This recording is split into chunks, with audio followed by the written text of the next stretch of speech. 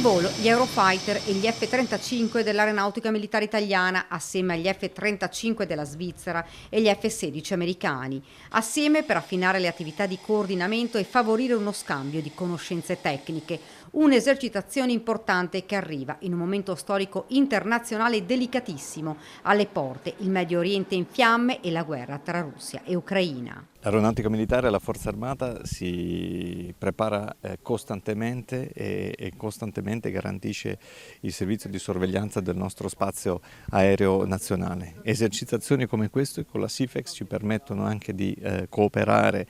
con paesi che non sono necessariamente nella NATO come la Svizzera, ma che sono dei nostri vicini e si integrano di fatto in maniera molto naturale nel dispositivo che è stato creato per questa esercitazione, ma che è lo stesso che fondamentalmente assicura il controllo dei nostri cieli nazionali, ma anche cieli di tutta l'Alleanza Atlantica. Un lavoro che va avanti da anni, spiega il generale Lante, e che assicura la perfetta interoperabilità tra le forze armate. L'importanza è saper garantire questo tipo di integrazione sia qui in questo contesto, sia in tutti gli altri contesti in cui le nostre forze armate, l'aeronautica militare e le forze di altri paesi vengono chiamati ad operare. Piloti giovani che devono operare insieme e risolvere situazioni complesse come quelle per le quali ci stiamo addestrando ora, soddisfatto il generale svizzero Merz, che aggiunge: Ja, vielen Dank für diese Frage. Also bei uns, visto che lo spazio aereo svizzero è limitato, per noi è molto importante poter cooperare con voi come nazione,